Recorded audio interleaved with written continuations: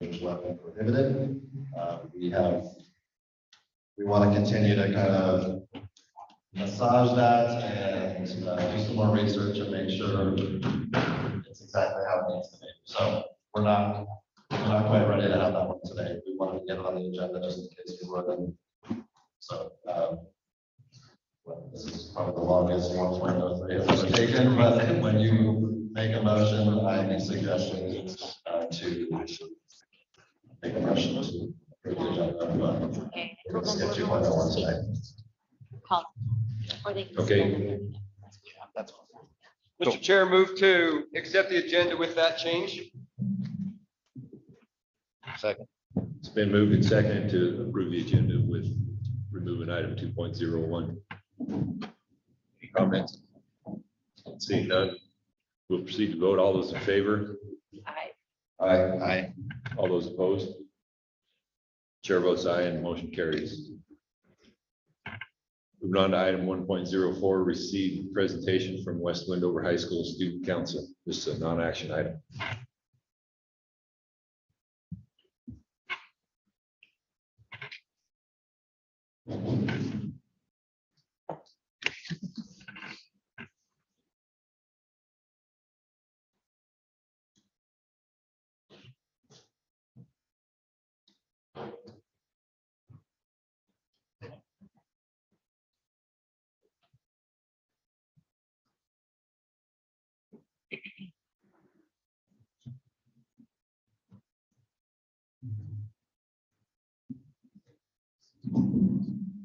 All right, good evening, everyone. My name is Joey Salas. I'm representing student council today. I'm a senior here at West Wendover High School, and I'm student body vice president of West Wendover High School. I'll be talking to you guys a little bit about leadership, student council, what we do, what we accomplish, and what we've done our events. Student council is designed to the culture of our school and the ways we should see. Our main goal this year is to make our school spirit more unbeatable, loved, and the assemblies, after activities.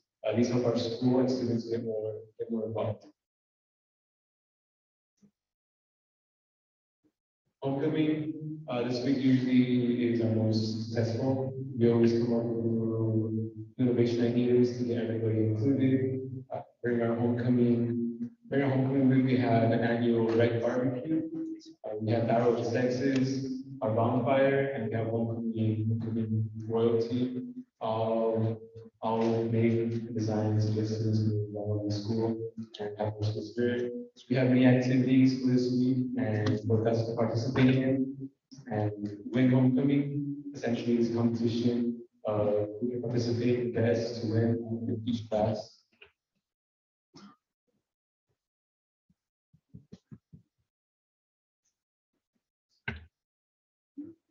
Here's some pictures of this year's homecoming. This is homecoming things out of this world. These are some examples of our dress-up days and assemblies that we hold.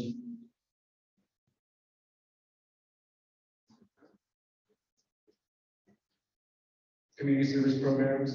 Another thing we really focus on is helping out our community in several ways. We have done canned food drives, gathering school supplies alongside Elko High School, and put on and participated in a walkathon.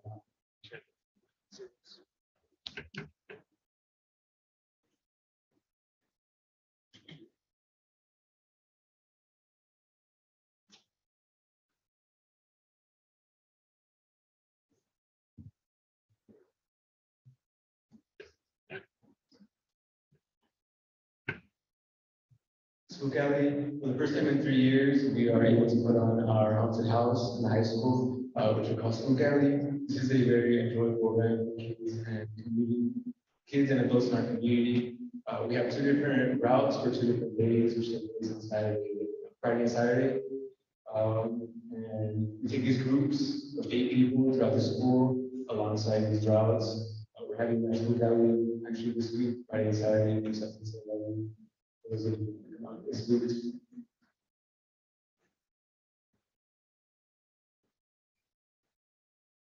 Winter Rally is a spirit week hosted by the sophomore class The Spirit Week involves dress days, house competitions, and a school dance at the end of the week. This year, we're looking to hype up the week more and transform it into a more homecoming competition type of vibe. Once rallies, we kind of laid back, kind of not so competitive, but we're trying to up the hype, get students more involved, and make something.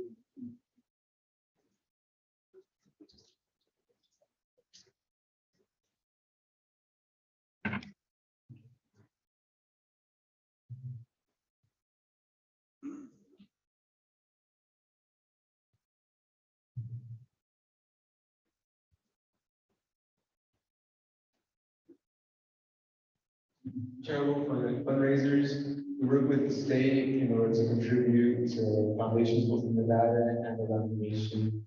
We had a JJ walking fundraiser. We walked around our track for each mile or lap. Somebody donated $1, $5, or $10. However much they wanted to donate, we could. We did this fundraiser to raise money for a community member who had gotten hurt in a workshop accident. So those are the handles of fundraising. Anything but a backpack fundraiser. We asked the kids to bring anything but a backpack to school on this day. For example, a suitcase instead of a backpack. This was a fundraiser to raise money for safety. The car smash. This is something we do every year for homecoming. This was to raise money for breast cancer awareness. We charge $3 per person to smash an old car with sledgehammer for that. And essentially, when we do that, we know it's a breast cancer awareness. Since it is during our homecoming week, we do October.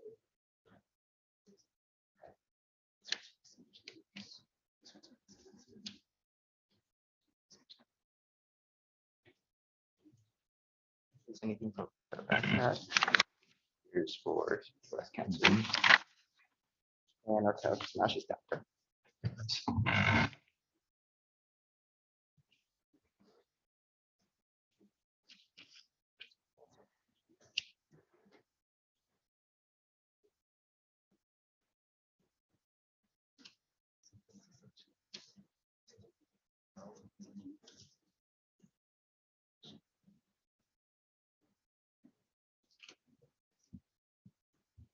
School service, streaming year-round, we try our best to help our school, help train students, and help appreciate our staff and faculty. These include cleaning up around school.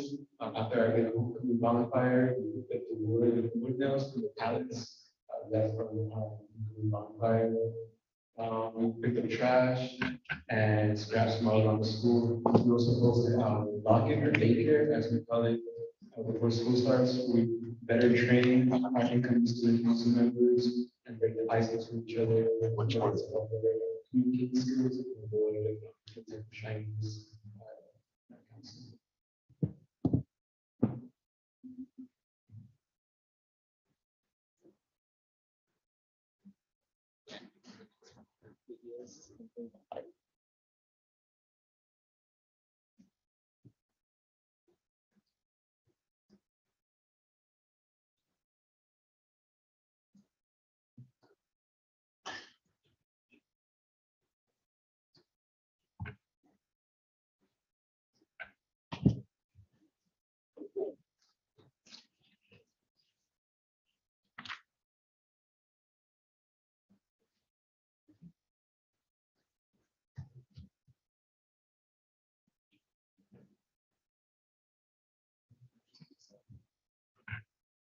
Staff and student appreciation, to appreciate our teachers and our students at our school. Our student council does staff and student appreciation month, every month.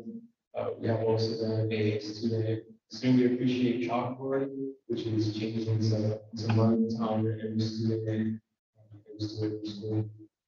We also give teachers our trophies, which is basically pictures of our teachers at the trophy case to show that they are our actual trophies.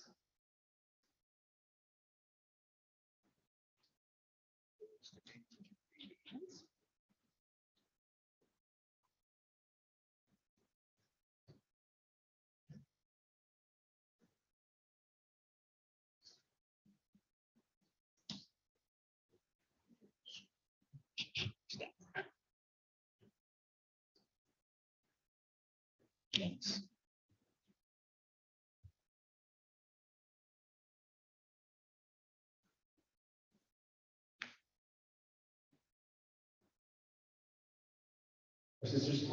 Our sister school this year is Durango High School in Las Vegas. We show appreciation to each other by sending gifts and tagging Spanish posting about each other on Instagram accounts. We also at state, we put activities with each other at state, our state conference each year, such as making TikToks together, playing games.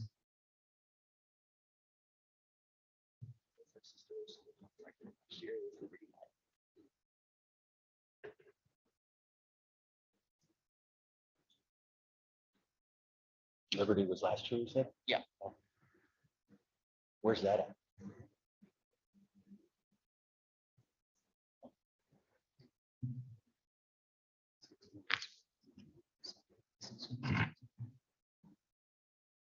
State and regionals, during these two trips, our host student council learned a lot about what we can do to help individual classes, but also what we can do to help the school as a whole.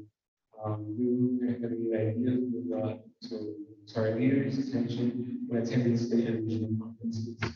Everything we do during the year is recognized at the state conference with the Battle Worn Silver Star and gold medal awards at the United States.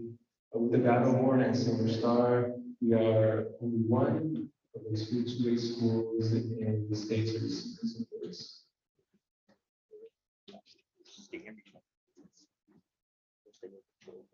It was still a good learning opportunity.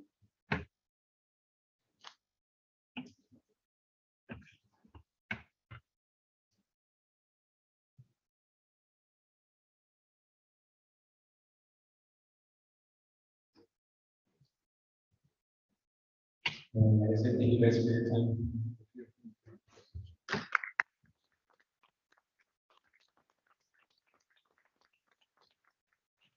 Thank you.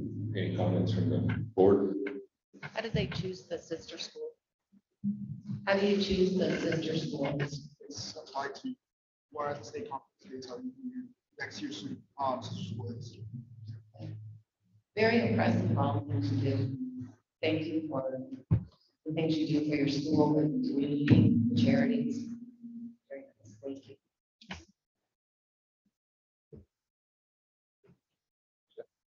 Yeah, I just wanted to say great job on that. I'm curious about what happens to your scrapbook. How do we come in and can somebody come and look at that anytime, or is that displayed or?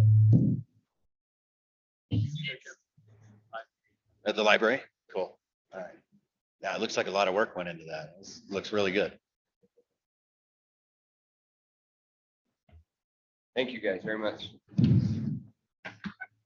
All right, moving on to agenda item 1.05, received presentation from West Wendover High School Latinos in Action. This is a non-action item.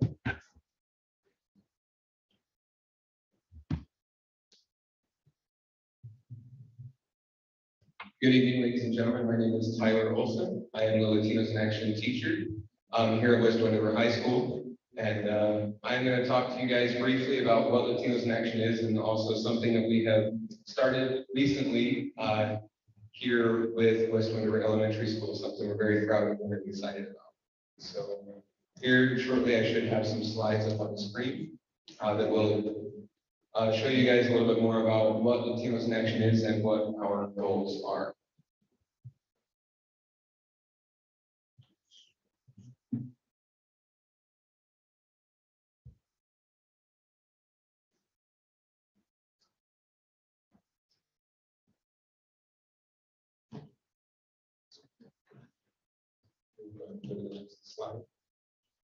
So I'm going to talk about the three components of Latinos in Action. There's three main things that we focus on in this class, and right now I have 18 students total in my group with me, and it's kind of the perfect group for this class. It's a great size, and we're built mainly of underclassmen right now. More than half, 10 of us are freshmen. We have one senior, one junior, and a few sophomores mixed in there. And so the first part about Latinos in Action that I'd like to discuss is our college and career readiness curriculum. So Latinos in Action is a leadership course. And it prepares leadership specifically targeting post-high school education, secondary education, also being ready for the workforce. And so, for example, college and career readiness, what we're doing right now is we're actually dissecting the ACT as a class.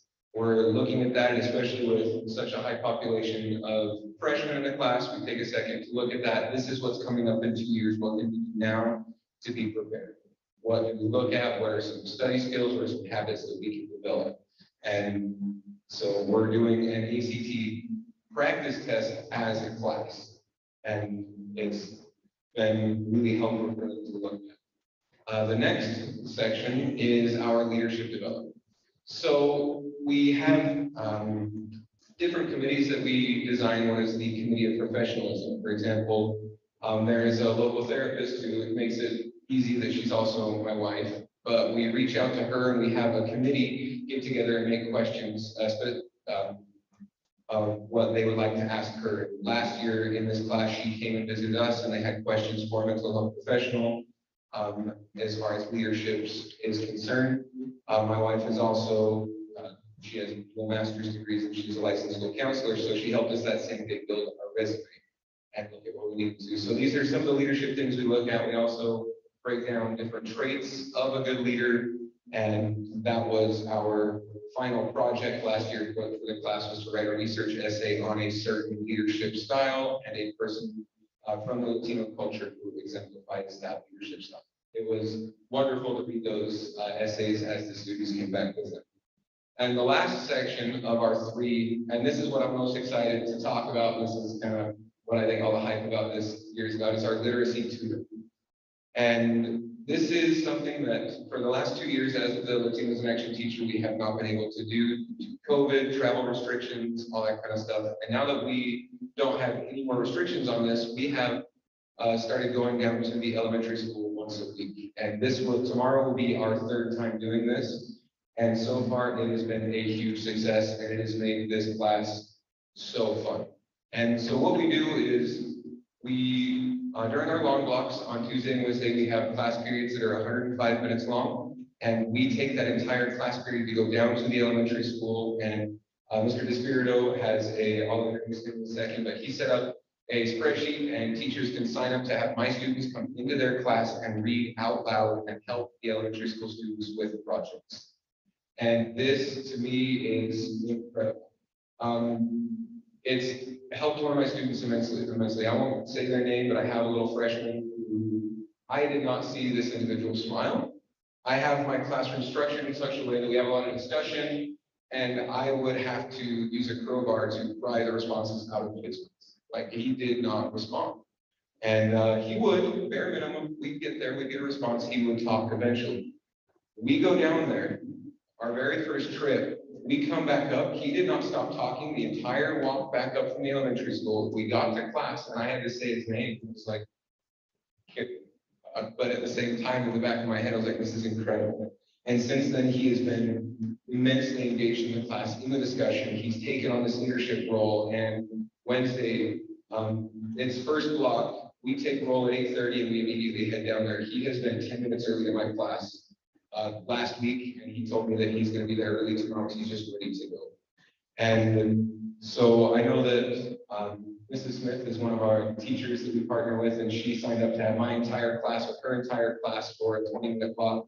And I've heard a rumor that we have a project that we're helping her with. And I'm beyond excited to see that and that we're branching out. And the smiles on my students' faces are incredible. And my student learning goal, the last thing I'm going to say with this, is to deepen education through creating connections. And so I'm looking for that deeper education. I'm looking for the students to read out loud and have a good time, associate reading with fun, and also have these elementary school students do that same and associate reading with a good time, and also to create mentorship and have heroes up here at the high school. And so these elementary school kids, at the end of the year, every year when our students graduate, they do a walkthrough. And so when our one senior this year, hopefully next year we have a few more, when she walks through the elementary school, she's going to be able to give her reading buddies a big hug and say, this is going to be you in a few years. I can't wait. I'm so excited for you to do this. And it will build those deep connections. It will build that hero-esque role. And So that is my spiel on Latinos in Action and what we're doing now. And I'll turn the time over to Mr. Espirito to talk more about what's going on from the elementary school. So one of the things Tyler didn't say is he's really prepped his students to use reading strategies when they're down there. Do you have more pictures on there, Matt? No. So we gave a few more pictures, and it's, pictures worth 1,000 words. And we see these kids that are so excited to be out there in the hallway reading to an older student, right? Or to ask questions of an older student. And we get a lot of that peer mentality there too, in that role model. We've even had some of the kids will say, hey, are they coming today? They go home and they tell their parents and they say, hey, tomorrow I've got so-and-so coming down to read to me. And so our kids are super excited about this. And then we even use a little peer pressure, if you will, because some of the high school students don't always show up. So I told our teachers, like, have your kid write a letter to them and say, hey, I really miss you today. Are you going to come read me next week? Because it's creating that community feel again. That's what we wanted. When Tyler approached me about coming to the elementary school, I was like, all for it. We love having people come in and read to our kids, or our kids can read to them. And hopefully we'll see some good impact as well. Give another PowerPoint. Yeah. So if it's okay with you, I did ask if I could, it's kind of a late notice thing, but I wanted to, I don't like to get up and talk a lot. But this is the time where we like to talk about good things that are happening in schools, right? So we have an intervention program that we're using. We started this, it was a full year last year, and this is our second full year. And so what we're doing is we're partnering with our ESL team, and we're able to do some grants, we're able to get more people in. So we have about 8 people or so that's in our ESL department, our intervention department. And so what we have them do is they go for 50 minutes, they go into kindergarten, they go into first grade, the next, they go into second grade, all the way up to 5th grade. They spend 50 minutes in each grade. And what we've done is we take half the kids out and they work with a teacher, and the other half stay in and work with a parent or somebody that's in there, okay? And we kind of break it up a little bit. We have our high kids go out, so they're still doing something. This is what you see here. It's a literary camp. It's a special program, an enrichment program they do, and they do reading and discussing books together, right? So we want those higher kids to still excel as well, right? And then those lower kids, we keep them into the class, and they work specifically with that parent and teacher that's in there. You can go. And so this is just another example of them. It's all based upon the math data. We take the math data, and that's how we do our groups. Some teacher input, but mainly it's just the data that we use. There are 50-minute rotations, and sometimes we have one-on-one with our kids, and sometimes it's a small group, right? So they teach a lesson and they move the groups around as needed, those enrichment groups, as well as in the classroom too. So you see a lot of really good one-on-one, maybe 2 or 3 students as they're teaching. And that's another example of small group instruction and fundamental reading skills. And these are what we use is a program called Susan Martin that really hits that phonemic awareness, the phonics, the things that kids are missing. What we find is our kids are sometimes absent, sometimes they go on vacations and they do things. Well, it's like, quick analogy, it's like if you bake a cake and you leave out some ingredients, the cake isn't going to taste as well, or it's not going to look as well. And that's the same with a child's brain. You leave some things out and it doesn't function as well when they're asked to do things. So we're really putting in strategies to plug those holes. The classroom teacher also, so what we do with the classroom teacher is we give them a little autonomy. And we've told them, we said, look, you can't do your emails, you can't plan a lesson, you can't do little stuff that you would do during the planning time. You have to use this time to remediate kids. And that was the biggest thing we got back from our teachers. I don't have time to remediate. When am I supposed to bring these kids that failed this test and remediate them and bring them back up to par? And that's one of the things that helped us. Mr. Cook and I really kind of put our heads together what we could do. We came up with an invention. So during this time, the teacher has a little autonomy to pull the kid out and talk to them one-on-one. Let's say, Johnny missed a couple days, he was sick. Well, that's the time you pull him back and, okay, Johnny, let's go to the lesson, and bring him back up to the speed. And this one, the teacher's actually working with small groups. So it's got some of the kids that missed a certain thing and the subjects that he was teaching. So he pulls them back and teaches them. And this is every day. They have that 50 minutes every day to work on these kids. And this is the last slide. And this is where teachers can also use those times to remediate individually. And so again, I want to kind of preface this. So the first year was last year. This is the second full year. And so a lot of people will say, well, how do you know it's working, right? And so we look at data a lot. And if you know what you're looking at, when you look at data, and I'll explain to you real quick, is we looked at our data. Now, across the state, across the United States, when COVID hit and data came in, a lot of grades, a lot of schools didn't do as well, especially in elementary schools, right? Because they lost the ability to read and time to teach and stuff. So that their data went down. Well, our data didn't go down. Our data stayed pretty much the same, right? And so some of it even went a little bit better. Our math stayed pretty much the same. Our reading went up a little bit. So we see that it's working just from that. Now, end of this year, we're going to hope to see even better results as well. And that's why we're really pushing this intervention. But that's it in a nutshell. Any questions? This is every week you do the 50-minute block? Every day. Wow. Every day. So they go into kindergarten for 50 minutes, then they'll go to like first grade 50 minutes, then second grade 50 minutes. So we try to do this every day to get these kids brought back up. I like to turn this on. Go ahead. It's gonna work. Woo. Yeah. That's too bad. It's not me, I shut it off. You got it? Okay. I don't think I like this one. Barbers.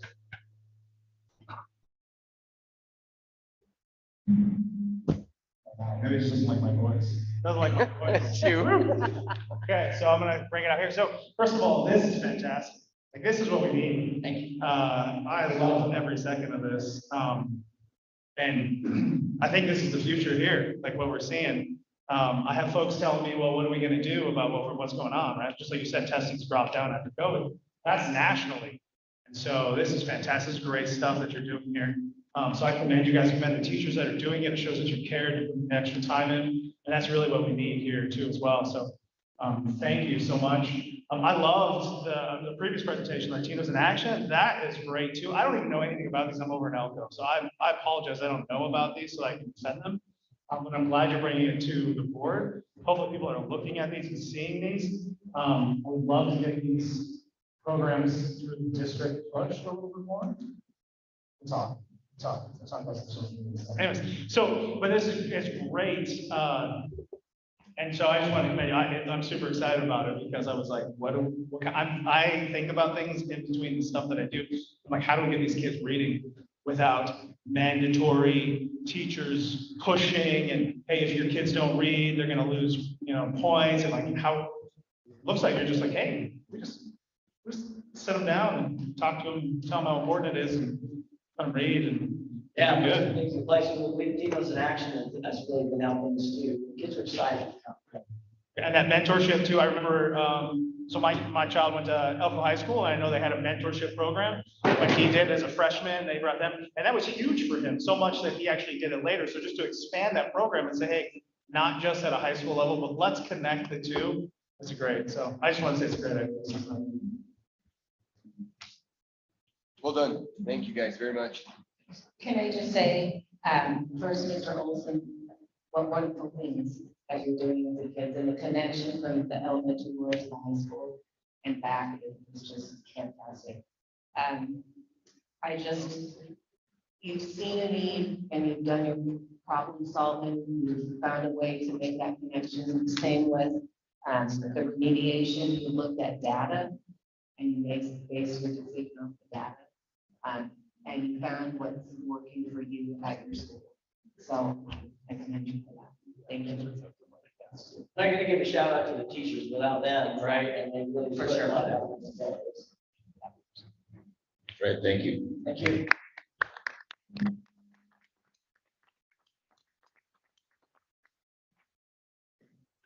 Moving on to item 1.06. Input from the public. This is a period devoted to comments by the general public, if any, and discussion of those comments in the interest of privacy and due process. Public is requested to not raise personnel issues except in a largely noticed closed personnel session of the board. Comments are limited to 3 consecutive minutes. Speaker time may not be reserved, divided, apportioned, or deferred. No action may be taken on a matter raised under this item of the agenda until the matter itself has been included specifically on agenda as an item upon which action will be taken. This is a non-action item.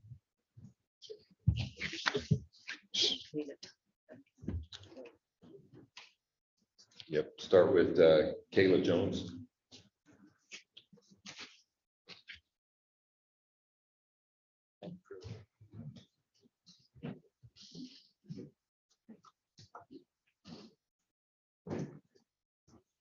Hey, we have a request, and we totally understand parliamentary procedure, so if this is not allowed, we understand. We missed getting on the agenda, my fault.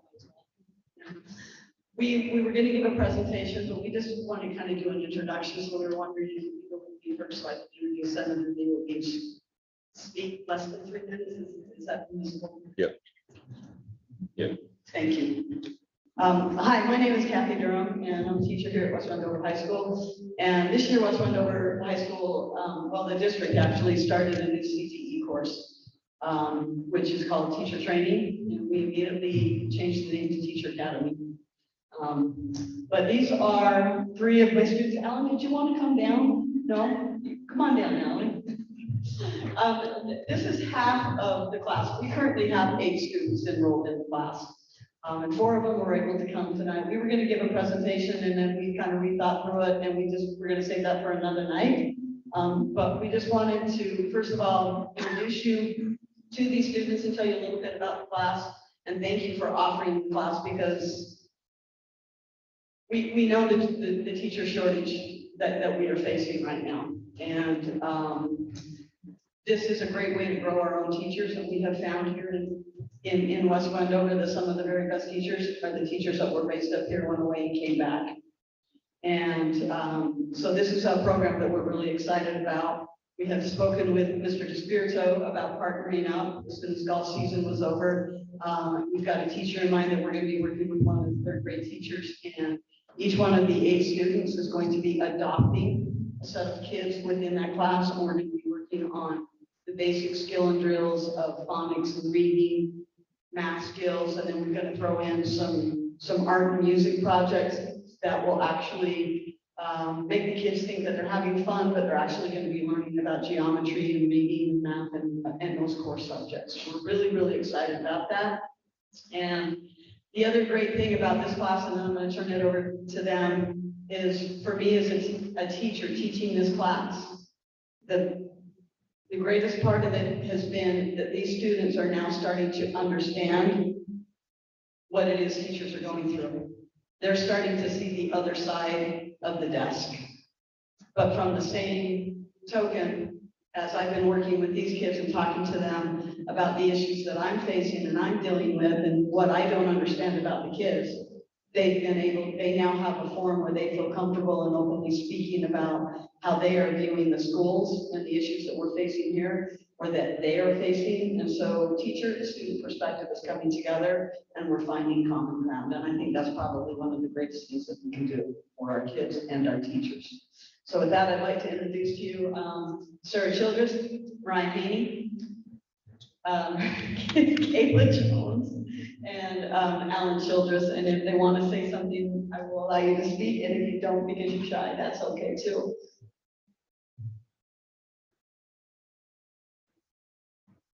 So for the teaching and training class, it's a new course that was offered. I took it because, well, mostly because Mrs. Durham is my golf coach.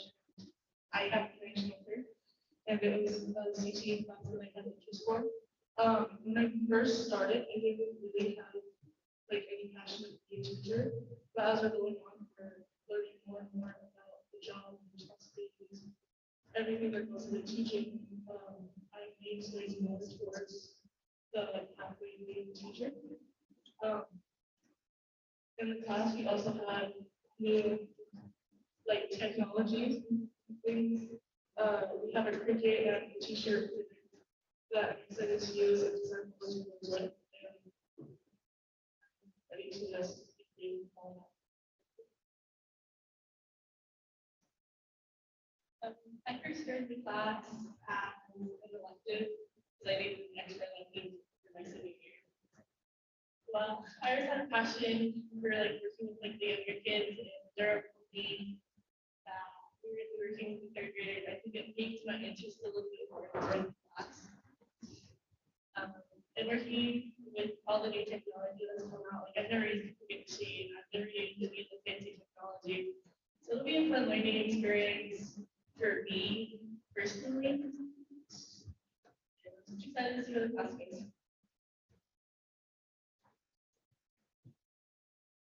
So I joined during teaching class because I wanted to learn from a teacher's perspective, and I needed an extra elective, so that's what I chose. And I think it's a really nice class to have because I get to learn how to use all the different things and learn about what it takes to be a teacher and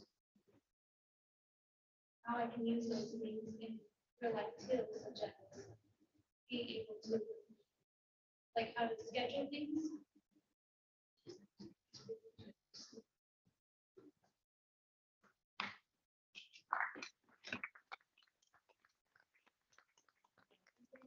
For allowing us to kind of divert from parliamentary procedure. The last thing I want to do is I would like to reintroduce Sarah, Mariah, and Kayla because they are my seniors on my golf team and they are leaving, but they are the seniors that made West Wendover the 2A division champions.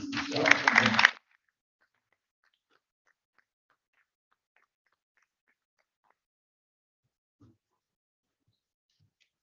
So, got some emails to read. Yeah, got a couple. More actually. Right, we'll go ahead and get started. This is from Callie Blair. Dear trustees of the Elko County School Board, we are very concerned about the potential decision to go to a 4-day school week. We don't know how this could ever benefit our children. We have 2 sons in elementary school and they are already behind from the delay that COVID put on their education. Adding 40 minutes to each day is not the equivalent of a 5th school day. Our kids are already tired at the end of each day as it is, and we are not sure how much more productive learning would happen with a longer day. It seems like teachers would also have less time to prep and grade each day unless they plan to do it all on Fridays and the weekends. The argument of making time for sports makes no sense as they would get out later each day and not all practice and games are on Fridays. It would also lead to later dinners and bedtimes and less time for homework and family time. Kids need 8 to 9 hours or more of sleep each night, and less sleep leads to less effective learning during the day. The argument of making time for appointments is also ridiculous, as not all children's appointments can be arranged on Fridays. Further, most parents still have to work on Fridays, so the additional childcare burden cost would be significant for many families and potentially leaving some kids in unsafe situations. Thank you for requesting parent input. I am very disappointed that only 16% responded. Thank you for your time. Sincerely, Callie and Justin Blair. Got another letter from Jennifer Bowman. Dear trustees of the Elko County School Board, we are very concerned about the potential decision to go to a 4-day school week. We don't know how this could ever benefit our children. We have 3 children in middle school on their first year and they are already behind, and 1 child has ADHD. Adding 40 more minutes each day is not the equivalent of a 5th school day. Our kids are already tired and exhausted at the end of each day as it is, and we are not sure how much more productive learning would happen with a longer day for them. Seems like teachers would also have less time to prep and grade each day unless they plan to do it all on Fridays and the weekends. The argument of making time for sports make no sense as they would get out later each day and most parents still have to work 5 days a week. So what do we really gain? I have 3 kids in sports and none of their practices or games land on Fridays at all.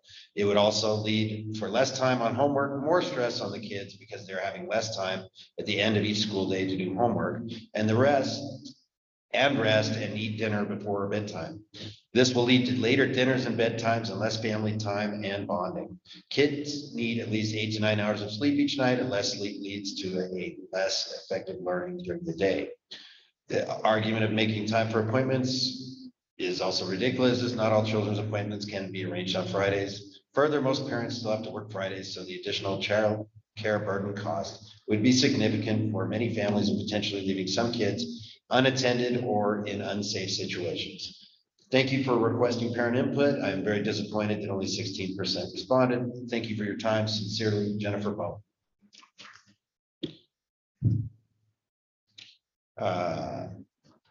Another letter. Thank you, President Dastrup and trustees. My name is Lee Hoffman. With this year's election, there are 3 ballot questions, all intended to change the Nevada Constitution. Many people were not even aware of these questions until they received their sample ballot. I hope everyone will read the questions and just vote no. For parents who are concerned about the education and future of their children, and for you as Elko County School District trustees, question 1 especially is extremely worrisome. It is characterized as an equal rights amendment. It would guarantee equality of rights and prohibit discrimination based on race, color, creed, sex. Now wait for it. Sexual orientation, gender identity or expression, age, disability, ancestry, or national origin. I am all for equal rights, but this language includes sexual orientation, gender identity or expression, and age, and it creates issues about whose rights will be undone. It opens the way for biological males to compete with girls. It undermines our longtime values of privacy by guaranteeing that males who identify as females can use women's restrooms and locker rooms. It may well eliminate parental rights to oversee the welfare of their own children. I am for equal rights, but there are already plenty of protections in place to prevent unreasonable discrimination. This language does not need to be added to our Nevada Constitution. I urge you and all parents who care about our children to vote no on question 1. If passed by popular vote this time, this amendment will be enacted. I personally oppose all 3 ballot questions, but question 1 especially may have terrible effects on the future of our schools and on parental rights. Thank you for listening. And I got one that didn't get printed, but we have. This is from Lynn Hoffman for public comment of October 25th, 2022. On December 10th, 2020, during a Zoom meeting of the Nevada State Board of Health, item number 5, addressing additional regulations to the Nevada revised statutes was discussed. This became a regulation to be added to the statutes on December 29th, 2020. Although COVID-19 immunization requirements were not specifically a part of the additions, there was discussion of adding that requirement for school entrance at the time the vaccines were approved in the US. We know what happened to the Nevada higher education institutions concerning COVID-19 vax requirements for students and staff. We also know what our current governor and his appointed boards have mandated during the pandemic. This did add changes to exemption requirements, forcing annual applications and reporting that includes noting schools that have less than 95% vaccinated students, and allowing for investigation by public health officials in such cases. There are also other requirements to assure that our student statuses become the property of the state and federal government. There is a scheduled Board of Health meeting for December 2nd. There is not yet an agenda for that meeting. My concern is that more requirements and limitation on exemptions will be quietly passed during this meeting, and those regulations will become part of our laws. Some of these changes were considered in both the 2019 and 2021 Nevada legislative session, but were not passed by the legislature, the body whose job it is to make these very important laws. They were added by backdoor regulations during COVID with almost no public knowledge. Sheriff Joe Lombardo has publicly stated he will not mandate COVID-19 vaccines. We all know what the current governor has done. If the composition of the state legislature contains more conservatives after this election, parents will continue to have a choice about their children and immunizations. I ask that you understand the importance of this election and follow the Board of Health meetings as well as Nevada Department of Education regulations, especially in the next few months. Our children depend on all of us. I'm attaching the regulation as part of this comment. Thank you, Lynn Hoffman. All right, anybody else? Comment? Okay, we'll move on to agenda item 2.02, seek review and possible permission to hire Design West Architects to provide preliminary design and cost estimates for the West Wendover High School and Jackpot Combined School Fire Alarm upgrade projects for possible action.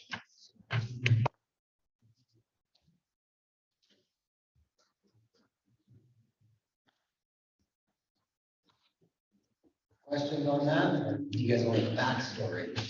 So, yeah, so the backstory is we're looking to upgrade your guys' fire alarm system here. One great thing about that is with MGT, they kind of have noted that you guys are lacking in fire alarm protection. So with that and the capital improvement team, we've decided to spend that money here and Jackpot.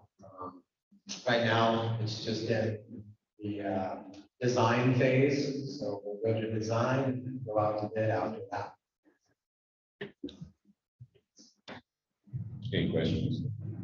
That answers them. So Stephen, just to clarify, the design side that you're going out to bid, this is the recommendation you've done? No, so right now, we haven't gone out to bid. We'll go into design and make sure that we are in accordance with like local law and everything is brought up to date as far as what the authority having jurisdiction in that county. So West Wendover, that would be your guys' fire marshal here. And then Jackpot would be there too. So we just abide those laws and they would be involved in this project as well. As soon as we get the design, we can kind of put together a cost estimate, a more accurate cost estimate, and then we would go out to bid after that. I would want to ask, I know we don't have, obviously, we haven't been out to bid yet, so we don't know what, but is there a budgeted amount for this, or do we have an idea? There is a budgeted amount. Right now, we've allocated about $250,000 per school for this project. It could come in potentially less. With parts right now, as you guys all know, prices are inflated. Things do cost more, but that is the budget for right now. It is fairly accurate. We've put it against other projects that have been updated in the past and currently, so it's fairly accurate. That's the total budget cost, not the design portion. That's total budget cost. Mr. Chair, move to allow Steve and his team to hire Design West architects to provide preliminary design and cost estimates for the West Wendover High School and Jackpot Combined School fire alarm upgrade projects. Second. It's been moved and seconded to sit down to hire Design West architects to provide preliminary design and cost estimates for the West Wendover High School and Jackpot Combined School fire alarm system. Any more comments? Seeing none, proceed to vote. All those in favor say aye. Aye. Those opposed? Chair votes aye and the motion carries. Thank you. Agenda item 2.03, receipt of information technology update for possible action.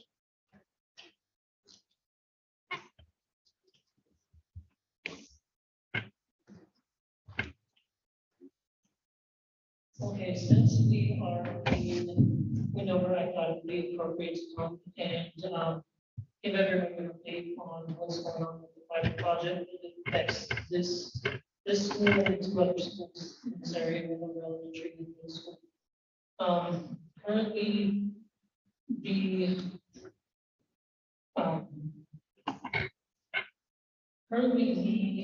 connection is a wireless connection that all the other two schools connect to this schools, and then it goes over to the handout shelter.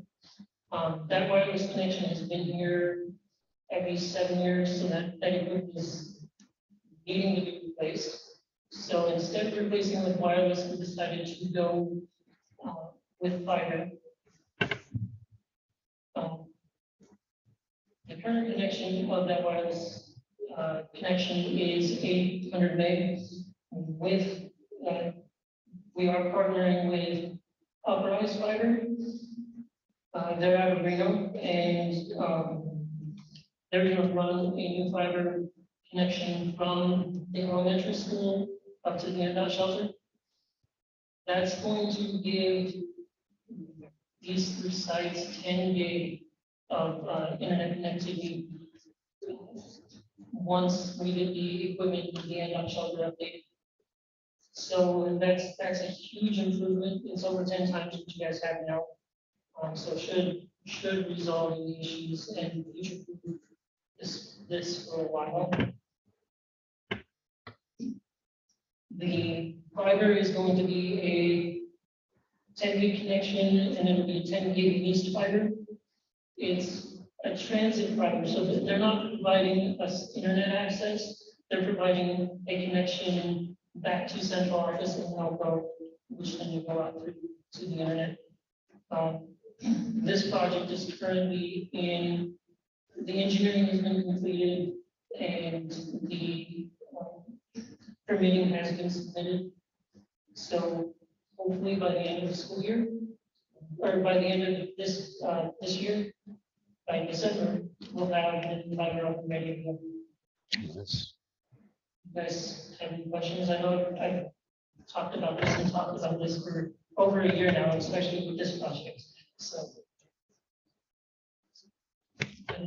Any questions from the board? Do you need any actions from us? No action. Just an update. I wanted to inform the community what we're here.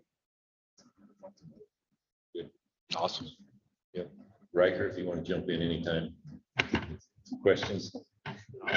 Okay. All right. Moving on to agenda item 3.01, the consent agenda.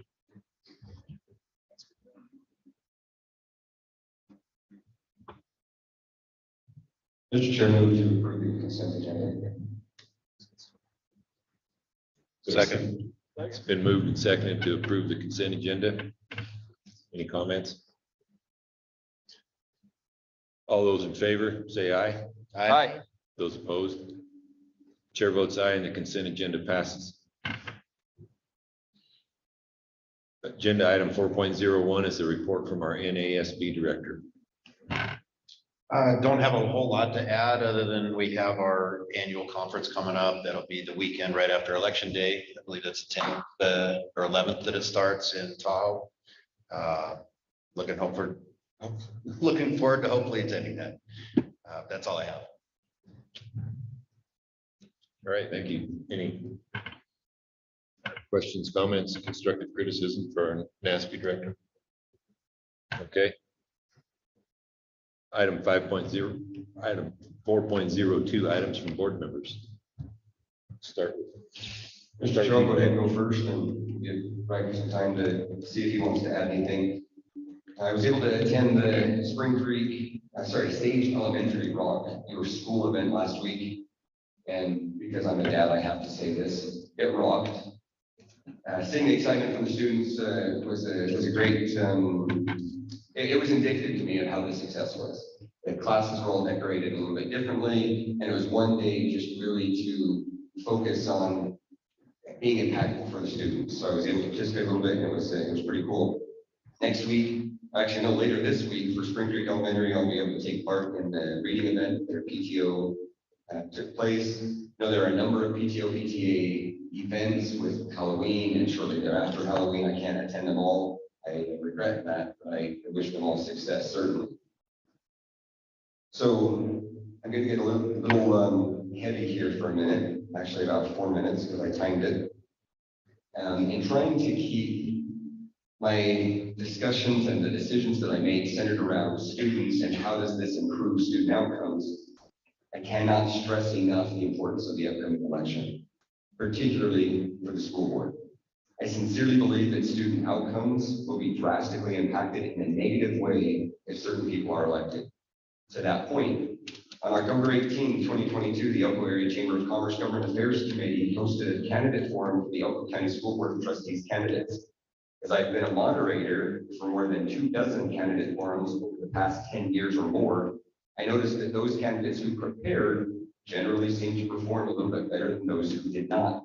Along those lines, over the 4 weeks preceding the October candidate forum, I wrote down more than 40 questions that I have either directly asked other school board candidates in the past, that I have answered through various questionnaires from other organizations, or that I felt would be questions that I myself would ask if I were moderating. And then took the time to answer those questions generally writing down my responses. To these typed questions and answers, I added an opening statement and a closing statement. In keeping with the open meeting law in mind, I would encourage my fellow board members who are also candidates, Susan Neal, Josh Byers, and Jeff Durham, along with Brooke Ballard, to prepare as well. Both Ms. Neal and Mrs. Ballard indicated that each would most likely bring written notes, and I stated to each that I felt it would be fine to indicate that they were going to reference their prepared notes. At last week's forum, I read the two statements, opening and closing, that I wrote written almost verbatim. I also used my prepared responses either to directly answer a portion of the questions asked or to help formulate the answers to the questions asked. Ms. Neal and Mrs. Ballard also utilized their prepared notes. At the forum, it was observed that Misty Dawn Atkins seemed to surreptitiously take photos of Susan Neal's prepared notes. Comments were made to me about it immediately following the forum. And yesterday, nearly a week after the forum, Mrs. Atkins posted to at least 2 closed Facebook groups a question asking if a photo purported to be of Ms. Neal's notes, along with the photo of the 4 current board member candidates and Mrs. Ballard, was proof that they had a pool of questions before the forum. She goes on to write that if you listen to the beginning of the forum, both Ms. Neal and Ms. Ballard referred to their notes. She concludes her original posting stating that she knows for a fact that Robert Leonhardt, Lincoln Litchfield Jr., Brent Kelly, Brian Gale, and Misty Atkins did not receive any form of question pool. In response to Ms. Atkins's post, a community member stated, "This is shameful." Another asks, "Why were they available to them and not the other?" Ms. Atkins responds, "That's a great question." Mr. Litchfield replied to the post that Matt also had a similar stack of paper and it was all typewritten like the above photo. Danny Story, a principal in the Battle Board Media, posted, "Someone should ask all the board members publicly whether they received them." Pretty obvious, at least one did. Curious to see what the response would be. This would give people an idea of what kind of integrity is before them. Mr. Story, thank you very much for opening that door because I'd love to be able to defend the integrity of the people that I'm supporting. I agree with Mr. Story, though it's a shame that no one bothered to do so. No one bothered to ask us publicly or even privately. Instead, it was insinuated that there was an advantage had by at least me, Ms. Neal, and Mrs. Ballard. Rather than being transparent and accountable, Ms. Atkins snuck pictures at a public forum, posted them to a closed social media network, and encouraged discussion that impugned the integrity of Ms. Neal, Mrs. Ballard, the moderator, Mrs. Jennifer Back-Robertson, the Elko Area Chamber of Commerce, and myself. So, speaking for myself only, Mr. Story and the voters of Elko County, I did not receive in advance the questions asked at either the candidate forum last week or the one held in Spring Creek a number of months ago. The stack of paper that Mr. Litchfield mentioned were my prepared notes, though he was mistaken in that they were not all typewritten, as I also had more than 4 pages of written notes that I had written throughout the forum. Lacking knowledge and comprehension of the written notes Ms. Neal, Mrs. Ballard, and I brought, referenced in Ms. Atkins's post, where they came from, or how or why they were written, is the very definition of ignorance. Using that ignorance to imply underhandedness from the shadows of a closed, non-public forum is irresponsible, opaque, and unaccountable. Anyone who has watched school board meetings over the past year can easily identify that Ms. Neal comes to nearly every meeting well-researched with notes. Anyone who has been present at the meetings of the past 6 months can easily identify that Mrs. Ballard asks questions and takes notes. Anyone that knows me or has been present at any of the hundreds of public meetings that I have attended in the past 2 decades can attest that I almost either always have a laptop or a notepad with me, recording notes or reading prepared notes. So, to Danny Story's point of what kind of integrity is before the voters, it's very clear to me that Ms. Neal and Mrs. Ballard were quite responsible in preparing for the forum. It's quite clear to me that their preparation is an indication of how well Ms. Neal and Mrs. Ballard, and for that matter, Josh Byers and Jeff Durham, who are also very prepared for school board meetings and candidate forums, will perform if they are elected to the school board. I am proud and honored to include myself in this group of prepared, professional, transparent, accountable, student-oriented, stable, collaborative-minded, integrity-filled, respectful, and responsible candidates for your school board. I am tired of being bullied in this community. This has got to stop. You know what kind of people we are at this table, and you know what Ms. Ballard is. Please make sure to take the time to vote. Now, stepping off my high horse for just a moment, I may not be able to join the meeting in November. For the next one, I will try to call in. If I cannot make it, a happy Veterans Day, and until then, happy Nevada Day. Thank you, sir. Thank you. Riker, you might not want to try to follow that. Give it a minute. You going, Susan? Okay, I might be just as long, but a little different. It sounds like I've been following that around. I went to the Sage Rocks as well. And Matt forgot to mention him dressing up as Uncle Sam. He did a great job. I do have a picture if you need it. Anyway, thanks to Mrs. Harris and her entire staff who went to a lot of work to put on that event. It just showed that you can go to school and have fun at the same time, and that those two things can go together. They had, each classroom had their own theme. I loved the race car theme and the PE that were in the gym. She even had like big wheels and they got to drive around in them and take, have a competition on them, which was really cool. Another event I went to was the Hackathon Junior out at Liberty Peak. It's the first time they've had it. Thank you to Mrs. Blanchard, and I'm going to butcher her last name. I don't know what it is. Her name is Beverly. I'm so sorry. But anyway, they put together that event and kids from Liberty Peak, Sage, and Spring Creek Elementary participated. It was a small group, but it was a good place to start. They hope to have it actually something again in the spring possibly, and then for next year. But the goal was to come up with the best possible solution to a real world problem using technology. And then they created an app. And they did that all in a day. And then they have to present it at the end of the day. And then the team that, they had judges, and then the team that won actually got computers. So that was pretty cool. And they were talking about, they were learning about the 4 C's. For those of you not familiar maybe with those: collaboration, critical thinking, communication, and creativity are the 4 C's. They just did a great job, and to watch the team building, when all the kids arrived, they were put into teams. So they didn't know what team they were going to be on or anything, and they just got to work and they got going, and it really was fun to watch. I have already gone to Spring Creek Elementary to read, so you can follow me on that one. Yes. And that was another great event. I've been going to some PTA meetings, Grammar 2, South Side and North Side. I tried to go to West Wendover and it didn't work out, but I promise I have not forgotten about West Wendover and attending events here as well. For those of you that don't know, I started teaching here. Actually, before any of the schools were built, that's how old I am. It was actually at a trailer. There was a trailer school, kind of over by what used to be the KOA over there. So I'm not sure if the KOA was in the same spot, but, and then the middle school now, that was the elementary school. It was being built and then we moved into a brand new, if you can imagine that. So that's hundreds of years ago.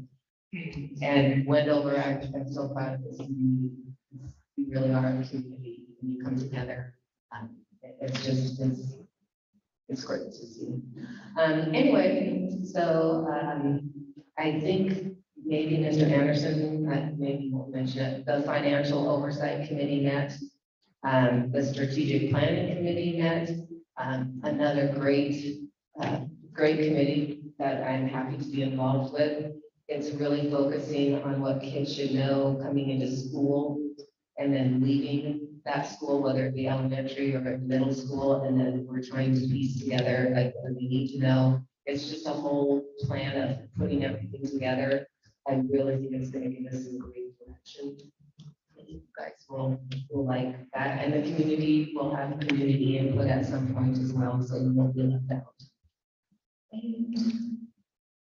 I think that's, one last thing, sorry, from my notes. I met with the counselors about the policy that we had passed for the foster kids and their academic plans.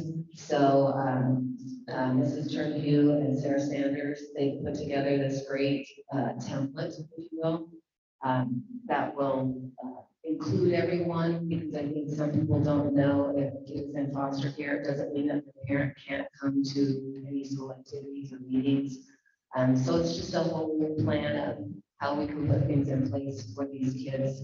And they've done a great job of putting that together and getting that all taken care of. So that's been done.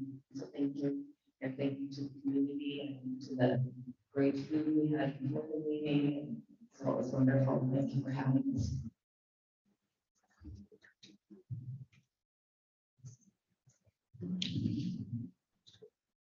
I'm trying to think of how to say this the right way.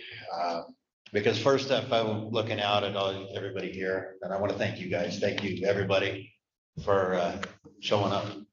For you students that I got to spend some time with earlier today in that roundtable discussion, and with the home ec class, with the charcuterie, that was awesome, doing all that. But as I look out, though, I see more board members, district employees, and staff than I do citizens, and that makes me really sad today. I was really excited about this meeting to have it here in Wendover.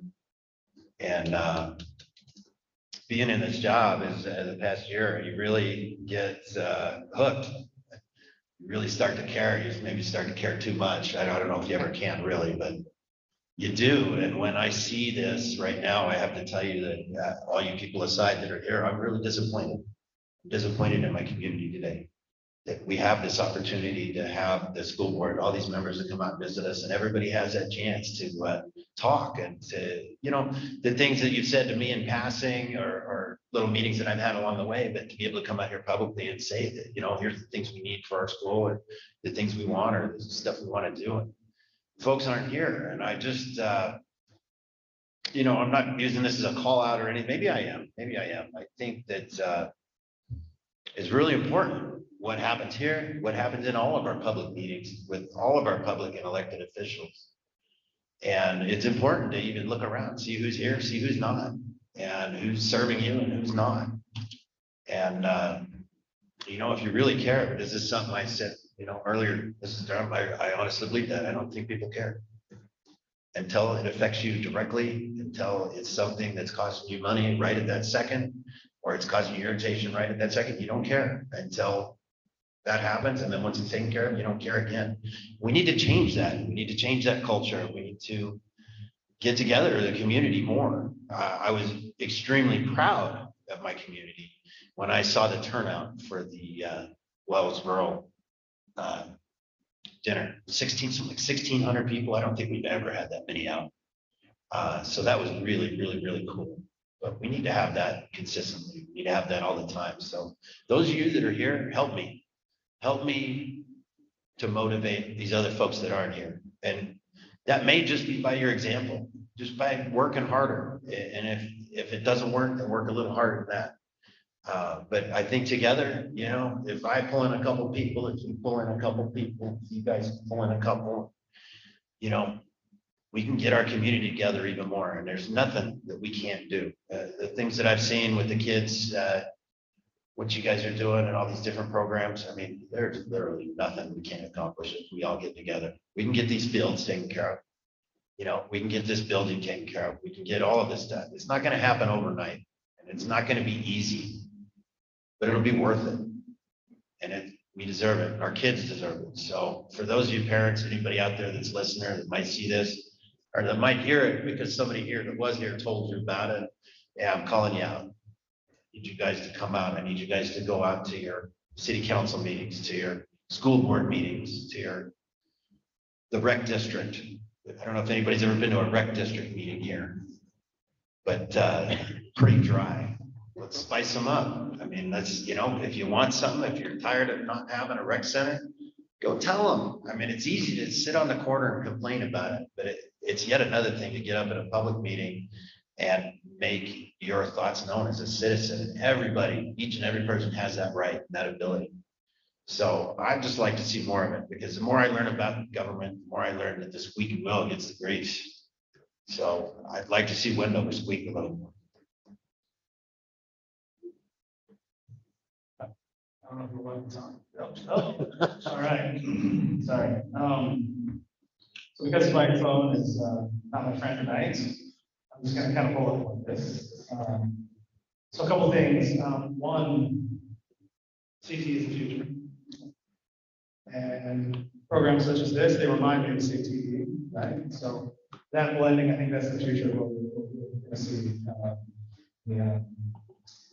Change for education as it continues to move forward. I was just talking with Doc earlier on the trip down, and we were talking about his program with colleges to get kids more education while they're in high school, and what he did out of Wells, and that is the future there. So we're not going to see, the future is not what was suggested, dirt floors and plywood for our children. That is the past, and we'll continue to move forward in other ways. And so blending school, I think that is our future. The other thing I want to say is, the forum was actually fun. I had a good time in the forum.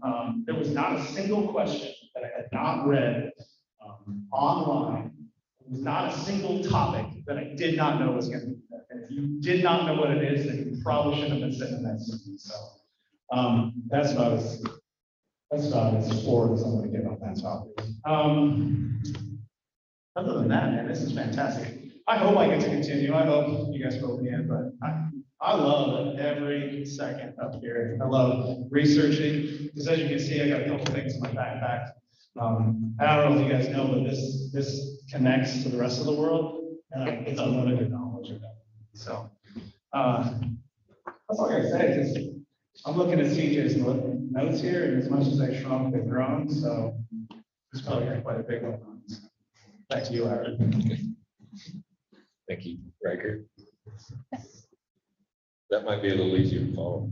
Yeah, that is a little easier. Trying to get you up. I just want to give a little shout out to student council.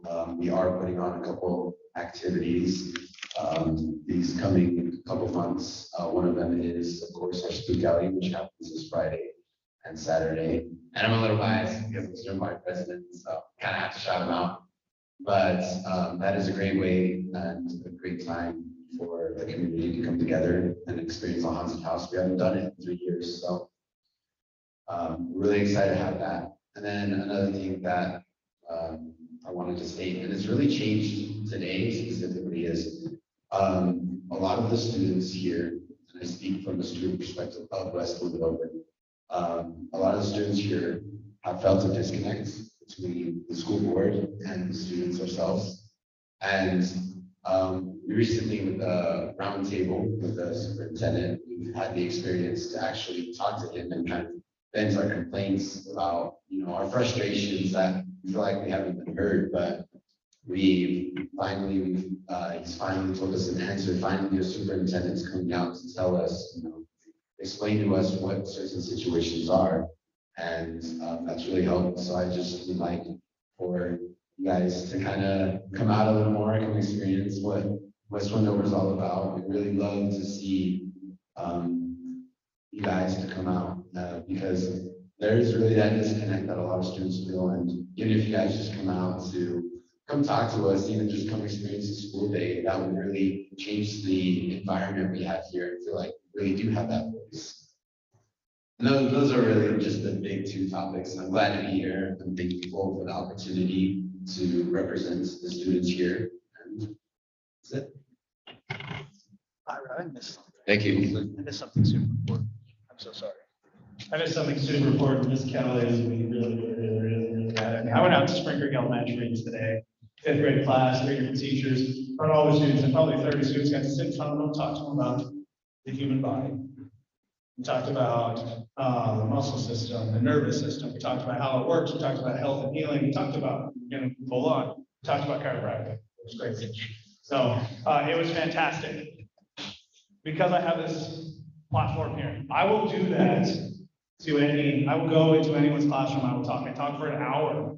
And we discussed the oranges, okay, and how your body is able to feel and able to taste and able to smell. Okay, so we talked about the 5 senses. So if you need them, I'm happy to come. I won't even charge you for it. I don't even charge you. I didn't try through you, I'm just kidding. It's a pleasure to come out and do that. And I'll do that regardless of whether I'm sitting in this chair or not. So if you need help in those manners, I will be happy to do that. So it was super important because these teachers need help and they need people to come out from the community to do that. And that is my pleasure. So we can arrange that. Thank you.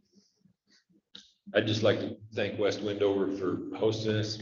We haven't been able to come here for a couple of years, and it's good to get out and come back to these schools and have board meetings here. And thank you. You guys are good hosts. So moving on to the superintendent's report.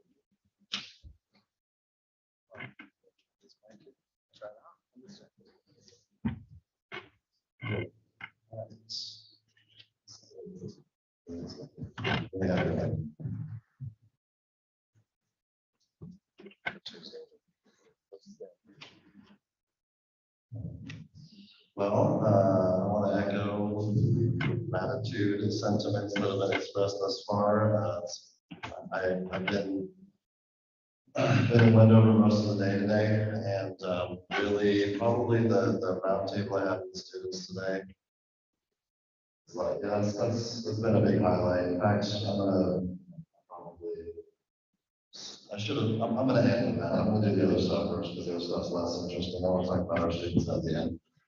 So just kind of by way of things we've done since the last meeting, and we are going to be doing before the next meeting or somewhere in that neighborhood. We're looking into, just so you're aware, some options for, actually an option for a way to connect better via social media, potentially like an app for parents. It's not, because there's already a infinite campus portal, but this would be like an app that is all inclusive of everything the parent would need to interact with. It would be on news, it would be on social media, it would be where you would do your money for lunches, it would be where you would do grades, attendance, like almost ticketing, like anything. Tickets for else. games. Yeah, like everything all at once. So we're looking at it. Obviously, with budget concerns, you have to decide, you know, what is the biggest priority, and understanding that certain things can be worked certain ways.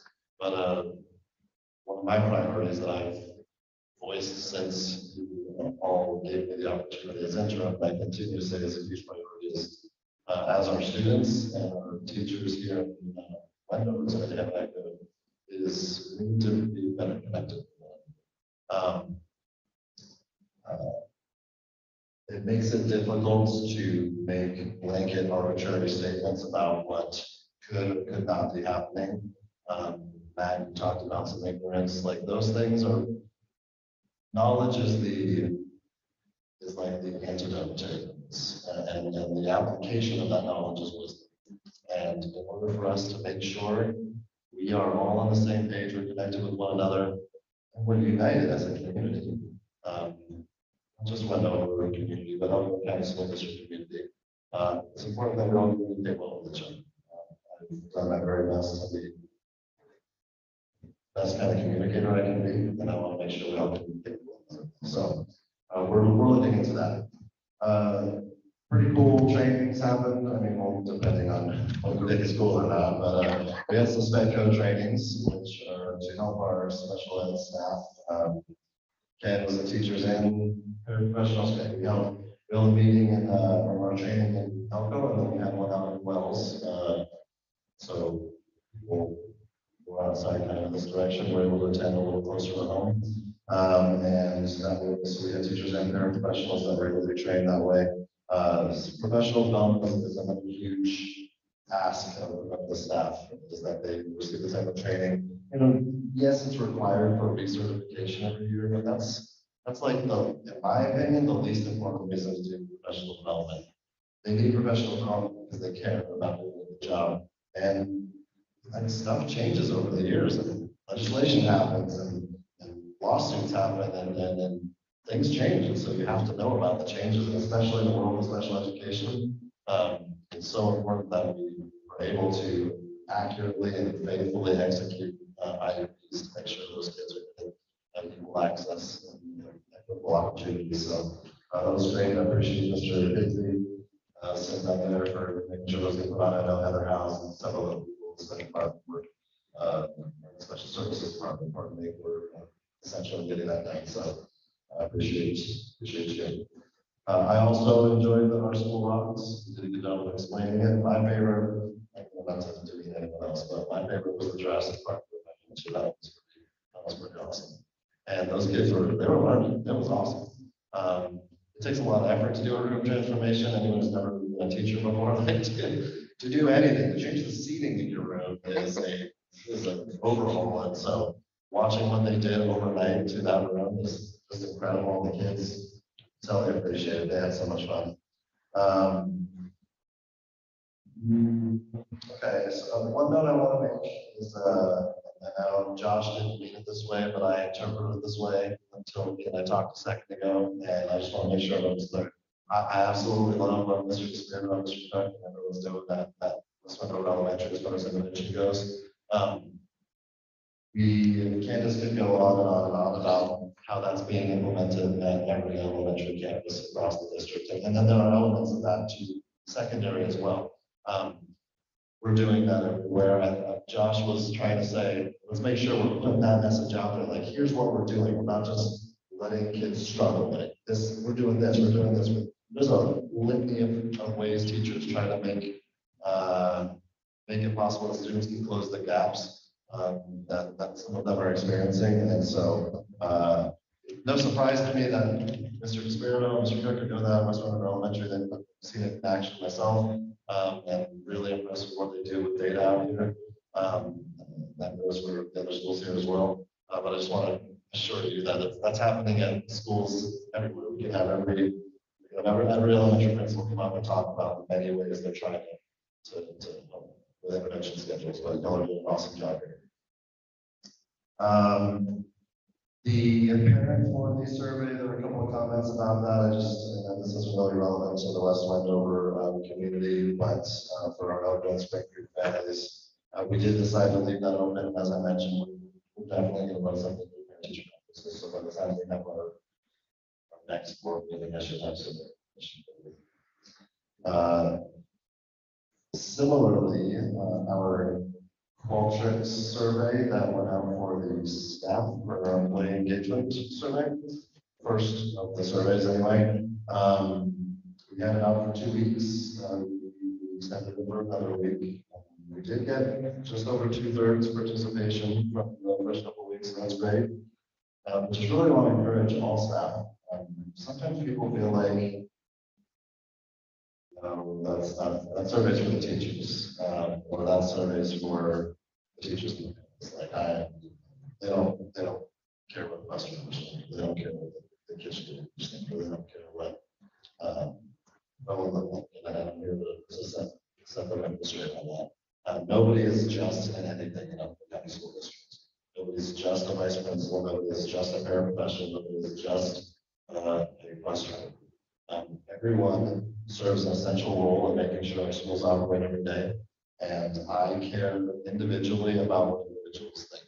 So I'm grateful for the 2/3 that participated. I'm like, desperate is a little intense of a word, but I'm like borderline desperate to get more feedback there, because I know there's a little bit of hesitation. Is it anonymous? I've said it before, I'll say it again. It's completely anonymous. So I will never know what anyone says. But that survey helps us to improve the employee experience here in Elko County. We have happier employees, we have happier students, and we're happy you're doing better performance-wise, both learning and teaching.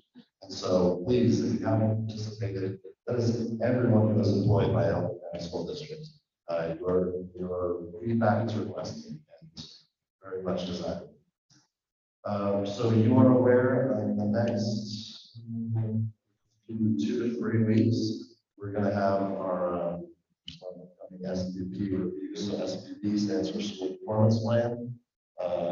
By like the first week of November, most schools will have either a completed draft of their school performance plan, or they will be very, very close to it. And so what we will be doing at our district offices is we will review those with them. And so some form or fashion. We'll let you know how those are going to be conducted. You'll probably be invited, maybe in some sort of a rotation, see if anyone wants to attend. We obviously can't have too many of you there, but for those who are interested, we'll want you there so you can hear what's going on. And then, of course, once those are finalized later in November, then we get to a point where we'll talk about, and then we'll talk about the. That's what we'll be doing. Ms. Attorney Hugh has been doing a great job, along with others, putting together our workshops for our substitute teachers. Next week, on the 4th and the 5th, we will have our first workshop for subs. Some of them are classrooms every day, and some of them are occasionally, and we have extended that offer to all substitute teachers in order to get the type of training they would need. It's optional, not requiring anyone to do it, but there are incentives for doing it, and we will strongly encourage anyone who's a substitute teacher to attend those workshops. And then I will conclude, as I accidentally started with talking about our student roundtable today. One thing is abundantly clear about the West Vancouver student body, staff, and that is that they love each other out here. It's obvious. There were tears in the roundtable. I didn't make anyone cry. It wasn't me. They were making each other cry. Tears of joy. Yeah, like happy tears. Yeah, nobody was fighting or anything. It was sad. It was so good to hear from students. I was very impressed when Micah was there. Some of the other individuals that was brought up were there, and just I was so proud of them. They looked the superintendent straight in the eye and told me what they thought. And I listened to them and I talked with them. I gave them some context so they could understand. But more than anything, it was just, I was obviously very impressed with them as individuals. But more than anything, I left that meeting feeling like the level of commitment and there's not a better word for it, love that I have to our students is not being accurately portrayed, right? Portrayed strongly enough. I think I got it across to the 12 or 11 or whatever that were in there. But I think we do a really good job of making sure that our students in Wendover and everywhere feel how important they are and how valuable everyone individually is. We have amazing staff out here. Susan, you would have been giddy to hear the endorsements kids were giving to their teachers. I pitched stars for you with them, so they submit some nominations for the teachers. But there's a lot of community support here, a lot of appreciation for one another. The environment's awesome, and I'm just really glad I could come out here. I was kind of joking with them. This isn't my first trip out to Wendover. I've been here, probably been to West Wendover schools as many times as I've been to my own kids' school during the time I've been the superintendent.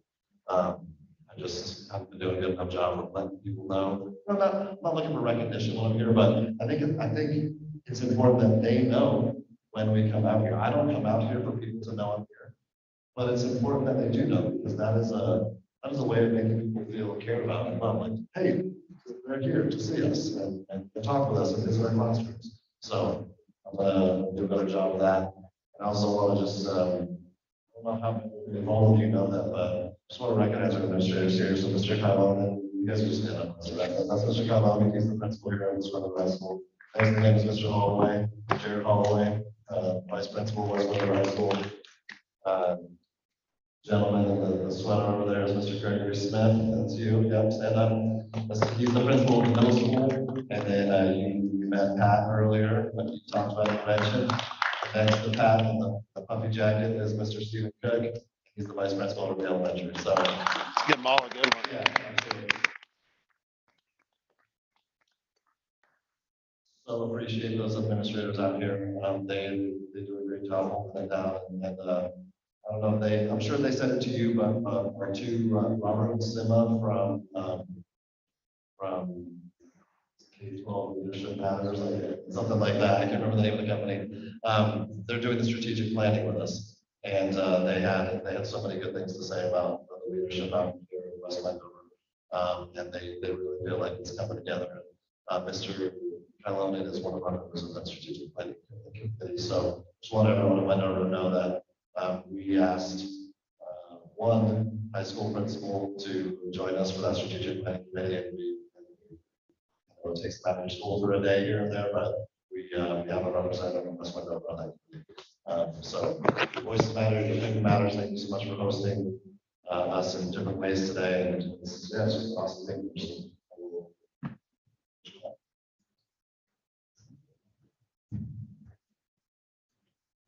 Any questions for the superintendent? All right, we'll move on to accounts payable. Mr. Chair, I'd like to combine the accounts payable for October 25, 2022 with the Wells World accounts payable for October 25, 2022. Move to make that motion. Is there a second? I'll second. Okay. It's been moved and seconded to approve accounts payable October 25, 2022, and Wells Rural Electric accounts payable October 25. All those in favor? Aye. Aye. Those opposed? Chair votes aye and the motion carries. Mr. Chair, I'd like to move that we approve the accounts payable for the board member payment October 25, 2022. I have a disclosure to make on that, that I am the board member. That's my mileage. I hadn't turned it in for a while. It's actually May, June, July, August, September, 5 months worth of mileage. I realized looking through some emails that I hadn't turned it in since April. So thanks for accommodating me on that, but that would explain the amount there. That's for a couple thousand miles travel. All right, is there a second? Second. It's been moved and seconded to approve board member payment October 25, 2022. All those in favor say aye. Aye. Those opposed? Chair votes aye and the motion carries. This is moving on to agenda item 7.01. This is the last chance for input from the public. Is there anybody who wishes to make public comment?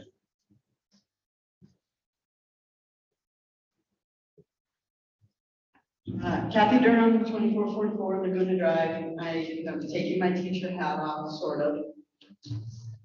Kind of putting on a little bit of a city council hat, although I am getting ready to term out. I chose not to run for re-election. I cannot serve 2 masters in teaching is my passion. So at one, I didn't think I was gonna say anything tonight, so I didn't have anything prepared, but I stole Mr. Kylone's thing and wrote a couple of things down because when a couple of letters started to get read, my stomach dropped. I said, oh gosh, please don't tell me here we go again.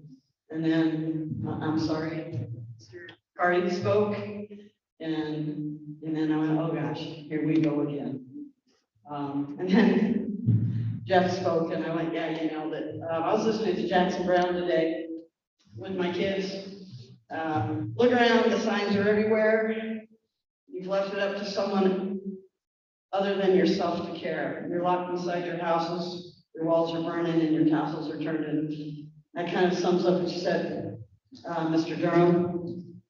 People have got to show up to these meetings. I know what you mean when nobody is there. Serving on the city council for 4 years, we have all these important issues to deal with our community. And as a city council member, I sat out and meeting after meeting after meeting after meeting. Nobody filled those chairs. The opposite side of that is sometimes people fill those chairs that you really wish wouldn't fill those chairs. I went to a conference in Philadelphia last year because teaching is my passion and saving public education is my passion. And I went to a convention, it was National Public Education. And one of the breakout sessions I went to was AstroTurf parents. AstroTurf parents are people that show up and pretend to be parents or pretend that they care about the future of education, and really they're just there to push somebody else's agenda. We were given resources and tools to research different school board meetings that had been disrupted by AstroTurf parents. And I used that material to research some of the things that went on in our own county, and it was downright scary. The funding, the dark money that goes into that. Well, if you ever want to talk about it, please let me know. I just want to thank each and every one of you for the work that you've done, since big upheaval with the school board and resignations of superintendents. There is nothing worse for a teacher than to watch your profession be politicized for somebody else's personal gain. You know, I understand that being on the board and serving as a school member and working for a school, that we are a public government entity, it's going to be political. We're making policy. But the arguments and the issues that should be discussed should be about funding for the school and, you know, not how can my time is up. Okay, so I'm gonna let it go. Good luck to you guys, and to those of you out there trying to politicize our profession, don't do it. Thank you. Anybody else?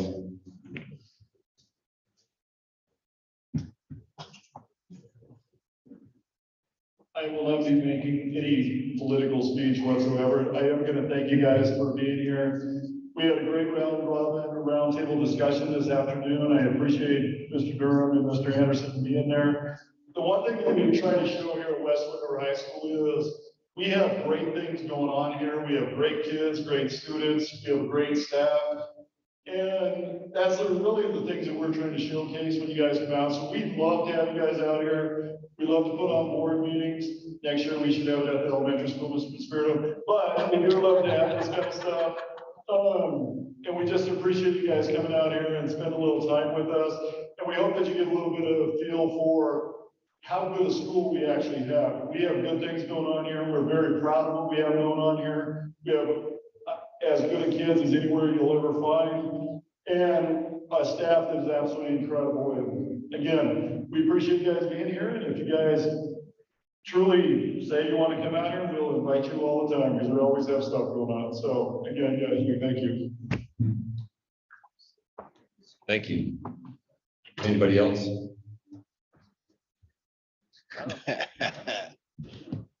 I guess all we need is a Gregory Smith family. On the school board at your building next year, right? There we go. So a couple of things I would like to say. You know, you talked about the 4-day week, and a couple of years ago, you all came out here, and one of the questions that was asked to us, because we were a little leery about it with elementary kids especially, it's a long day. But I think what we did is, you know, some of our interventions that allowed us to do that with that longer day, and we've done, and I think it needs to be a rigorous day, and kids go home pretty tired. But one of the questions that was asked, what are we gonna do about Fridays? And we said we were gonna put some enrichment and some other things in, and we've done exactly. We open our building on Fridays. We have a lot of kids come in, and we allow them to do enrichment activities to help them and to give them an outlet, right? And we worried about, you know, parents and you know, that was a concern, babysitting and things like that. But I think with opening our school, that helped alleviate a lot of that. And if principals put those things in place, it does make it a successful week. I would like to say thank you for the school resource officer, Ramirez. She's out here now, right? 2 days a week, half the week, we're happy. We're hoping the grant comes through. It'll be a full day week. With her presence in our buildings, it just makes it feel safer for us and our kids. We had some things happen about a week ago, and she was there and she helped us out. You know, our police department, our fire department is always at our school in the morning, and they're phenomenal. But it's also nice to have our own school resource officer. And the last thing I would like to say is our central directors. You know, they have been awesome this year. They're new, and I hope they don't stop their newness.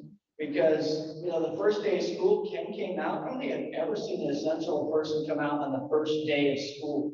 He was greeting parents with, it was great. He looked at our school, our sped department, knew we needed help, things in place. Cody was a big help with that. Candace, I talk to all the time, usually good things though. So our central office people are really good. You know, Matt helps us, and Steve's been really good about making sure our school runs really well. So thank you to them as well. I want to do another. Thanks.